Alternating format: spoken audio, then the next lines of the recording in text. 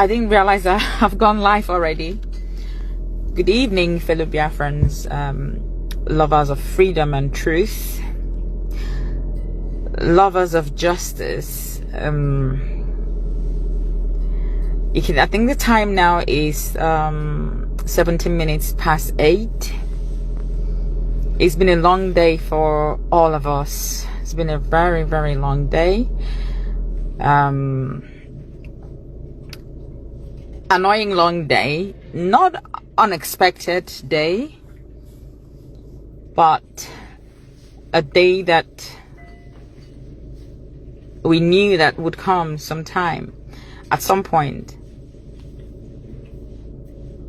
I just had to wait for Nabi Kim to go back into the house because I haven't told him what happened. He's asked me about the court, and I said, it's the usual nonsense going on. And he said, okay.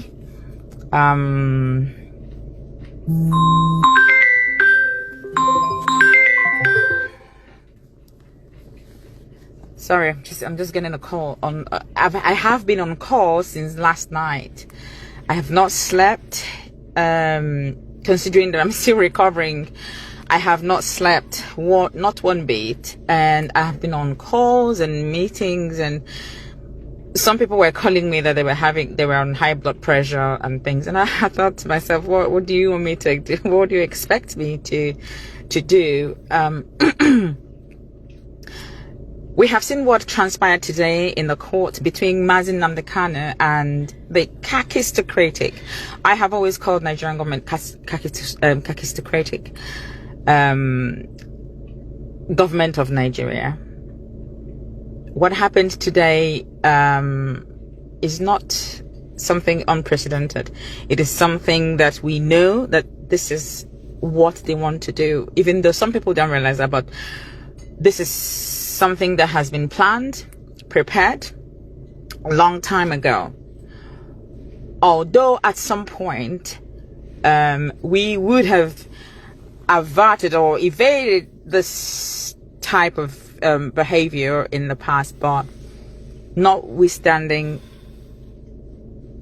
God alone understands why it has to come this way or go this way. Mind you, this is not about some political misunderstanding or misconception happening anywhere. This is about Biafra. So if we understand what Biafra is and understand what it entails and understand the people behind Biafra, the hands, the unseen hands and the seen hands, then we will understand what this whole thing is about. Also, if we understand who we are as the Igbo people, Igbo, there is something about us that the enemy does not want to but we are very special. I keep saying that. And at some point, God, in his infinite mercy, would make us known as he has purposed us to be. So I need to be fast so I can go back in. I'm in the car trying to make this quick video before going back in, because Nabi Kim will come out now. I don't want him to hear me.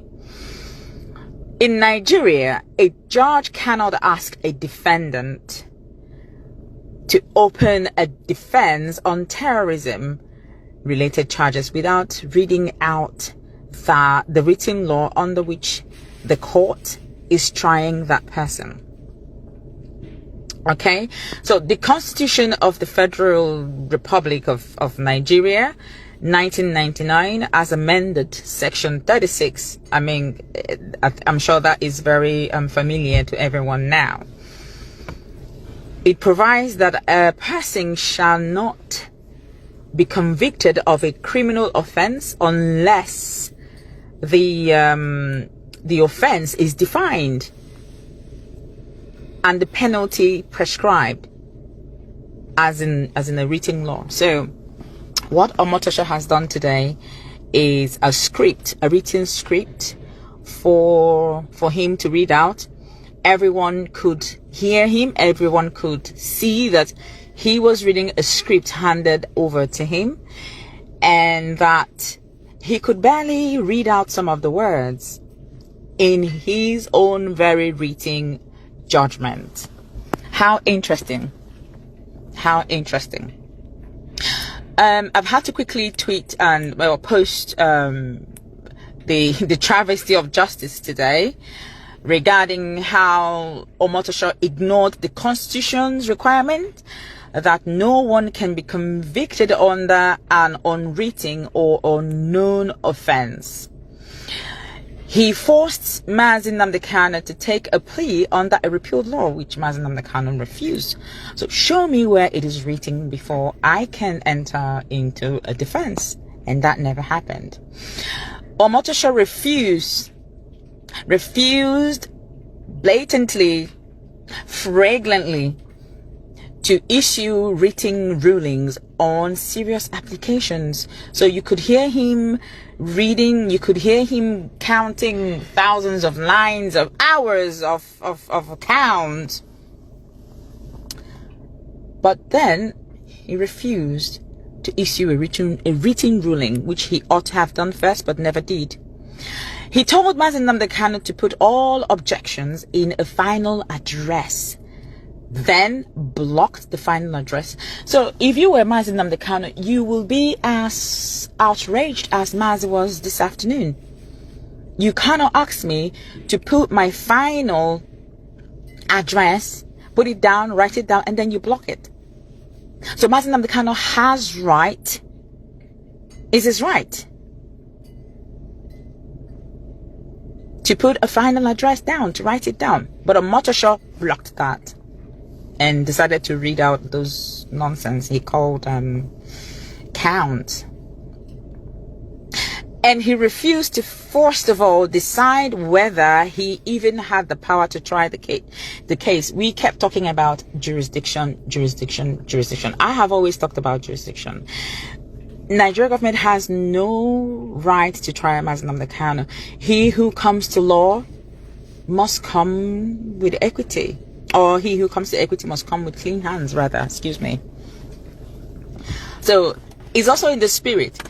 If I'm going somewhere to lay a complaint about someone, I ought not to have done something, rather lay a complaint first.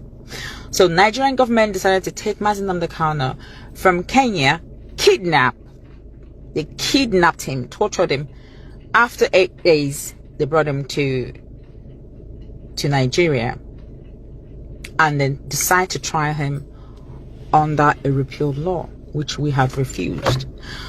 So a few gaps there where we should have stood on our discharge and acquitted and stood by it.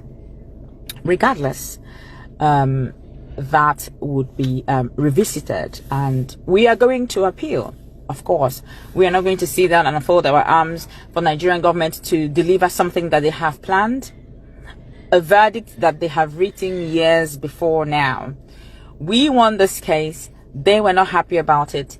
They went to Supreme Court, even though the Supreme Court messed around with the whole judgment, but they did say to them, you are trialing him on a wrong law, change it. Nigeria never changed it. Where is the treasonable felony gone? Where is the location of the crime? Where is the location of the crime? Did Omotosho mention it? No. One of the reasons I came on live is to point at just one single point, or one single loophole. Omotosho cannot give a verdict on an evidence that was not inclusive in the previous, or the evidence tendered in court. Everyone keeps shouting, oh, Mazi Nnamdi Kanu said, burn down this, kill the policemen. What were the policemen doing? Policemen were shooting protesters who were unarmed.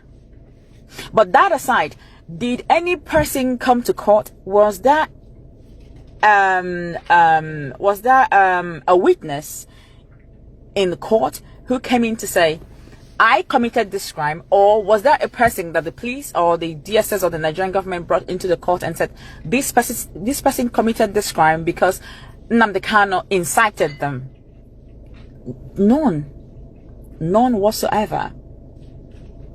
So in Omotosho's verdict, he was counting everything, and he counted about Mazi Nnamdi Kanu wanting the British embassy to be burnt down and Katrina Lang murdered. How on earth? How is that? So you see, when I say that the Nigerian government and all their nonsense is of kakistocratic nature, it is not a joke. It is not a joke. So with all the maxed people in the court who kept saying, I'm unaware, I don't know, this is where Nigerian government wants to go. This is where they want to go to. Or life imprisonment. He would have mentioned death sentence then. Why didn't he mention it? He should have said death sentence. The thing is, we're not here to make any noise, but to continue to tell our people that this is an orchestrated pattern. We know the hands behind this. The British government being brought into this very case in order to say, oh, Mazi Nnamdi Kanu is international. Take this point, international terrorist. They are stupid. You know, this is the kind of person who would be in an examination hall. They would give him copied whatever, and he would copy both the person, his matriculation number, and the person who gave him a note to copy from. He would copy everything. So even though you can see that Omotosho was reading a script handed over to him just this morning or last night, he was just coming to court to read it out, not to analyze anything, not to actually pass judgment. It is right there before. They think Trump is not intelligent. Is that what they think? They think the American government is as kakistocratic as they are? No. For them to rise and say that there is Christian genocide in Nigeria, it means that they have done their work. They have all the evidence. So these scripts, when someone gives you a script to read, you have to act the part. These people are so kakistocratic, they cannot even act a script.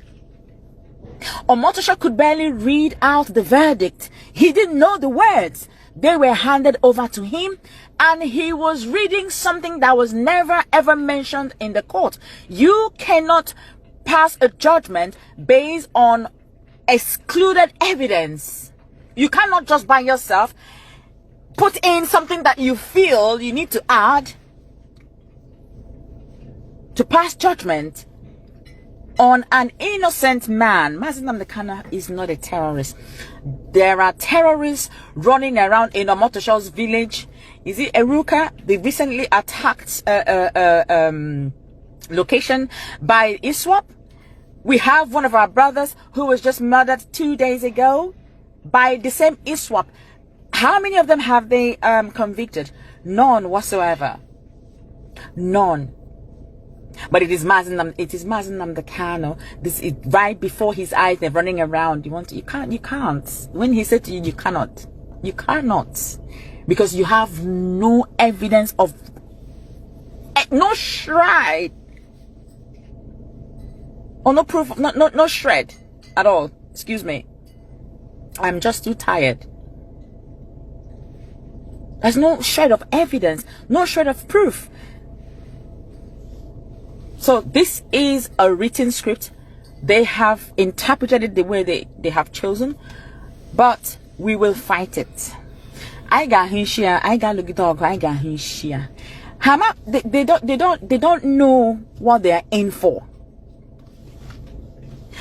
They are angry that Mazi Nnamdi Kanu is courageous. You can see that bit they keep talking about this.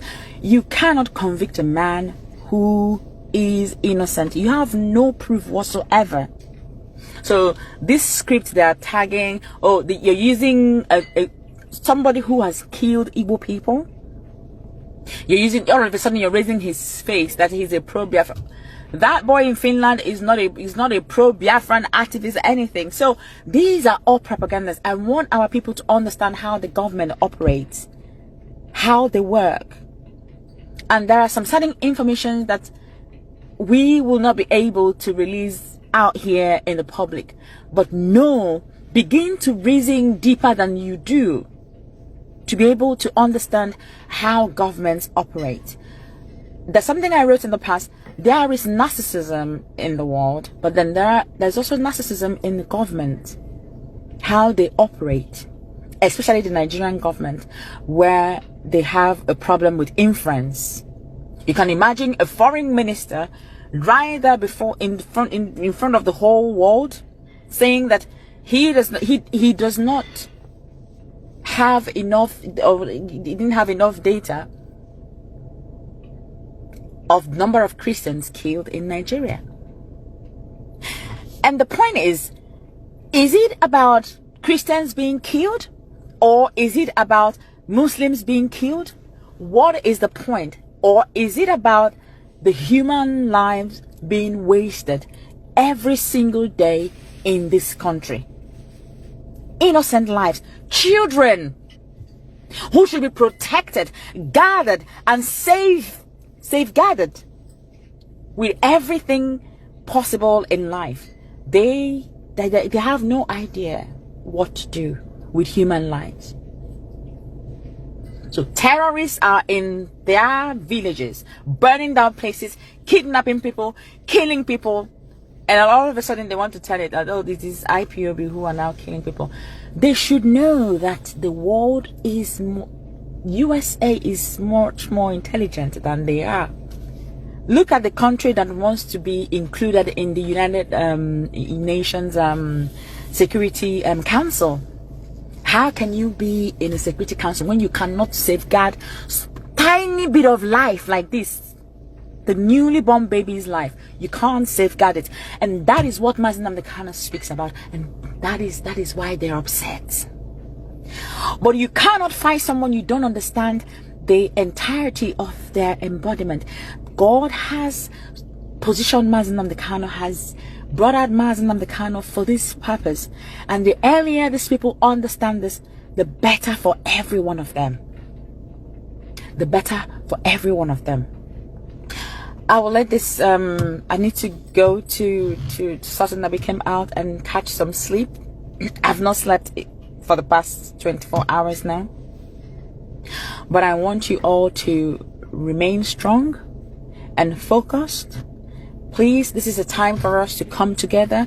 There is no need, there's no need for any squabbles at the moment, or for now, because this is a very critical and perilous time that we're in. Okay, please, no blames, no cursing, no quarrels.